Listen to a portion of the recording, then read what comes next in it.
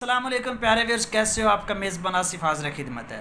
प्यारे व्यूअर्स, आज हम एक साइंस का टॉपिक डिस्कस करेंगे जिसका नाम है पोलिनेशन के पोलिनेशन कैसे होती है, कोई बीज कैसे बनता है, कोई फल कैसे बनता है, उसकी एक्सप्लेन करते हैं कि पोलिनेशन किन पौधों में होती है, कैसे होती है, किस तरह काम करती है।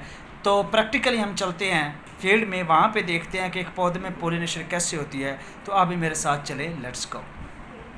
प्यारे व्यूअर्स, मेरा जो टॉपिक था साइंस के हवाले के साथ वो था पोलिनेशन के किस तरह जो है वो पोलिनेशन होती है और पोलिनेशन के बाद किस तरह एक प्लांट में जो है वो फ्रूट बनता है और बीज बनता है। आज हम उस चीज़ को एक्सप्लेन करेंगे। तो पोलिनेशन क्या होता है? एंथर का स्टग्मा पे गिरना होता है और उसके बाद जो फर्टिलाइजेशन होती है और वो फ्रूट में यानी बीज में कन्वर्ट होता है। तो ये मैं मकई के पौधे पे पहुंच चुका हूँ। यहाँ पे हम छल्ली के बनने के अमल को देखेंगे कि ये छल्ली कैसे बनती है, इस प्रोसेस को क्या कहते हैं।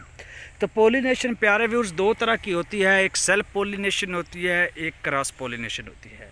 सेल्फ पोलिनेशन क्या होती है? ये आपको नज़र आ रहे हैं, ये हमारे एंथर्स होते हैं और ये गिरते हैं जी यहाँ पे, यानी यहाँ पे स्टिग्मा पे गिरते हैं। ये आपको वाज़ह तौर पर ये एंथर्स जो हैं ये स्टिग्मा पे गिरते हैं यहाँ पे, और छल्ली यहाँ पे फर्टिलाइजेशन हो जाती है और उसके बाद फ्रूट जो बीज है यानी जो छल्ली है वो बन जाती है।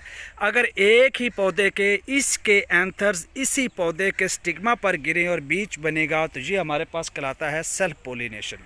लेकिन अगर अब ये साथ दो पौधे खड़े हैं, यहाँ पे आपको नज़र आ रहे हैं ये दो पौधे हैं, इस पौधे के ये जो एंथर्स हैं ये वाले इस साथ वाले पौधे के स्टिग्मा पे गिरे और वहाँ पे छल्ली बनने का प्रोसेस हो तो ये हमारे पास क्रॉस पोलिनेशन कहलाता है।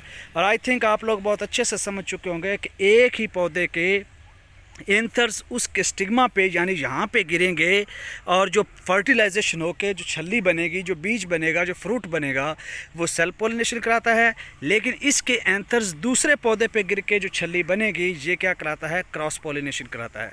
तो ये प्रोसेस आई थिंक आप लोग बहुत अच्छे तरीके से समझ चुके होंगे कि इनको हम एंथर्स बोलते हैं और ये स्टिग्मा होता है और उसके बाद हमारे पास क्या बनती है? ये छल्ली का जो प्रोसेस होता है जो बनता है। तो ये पोलिनेशन है, फर्टिलाइजेशन का अमल। तो आई थिंक आप लोग को ये वीडियो अच्छी लगी होगी। अच्छी लगी है तो चैनल को सब्सक्राइब करें, लाइक करें, बेल आइकन को प्रेस करें ताकि इस तरह की और साइंटिफिक जो वीडियो है आप लोगों को मिलती रहे। नेचर के साथ साथ हम साइंस को भी एक्सप्लेन करेंगे। तो मिलते हैं नेक्स्ट वीडियो में, तब तक के लिए अल्लाह हाफिज़, दुआओं में याद रखें।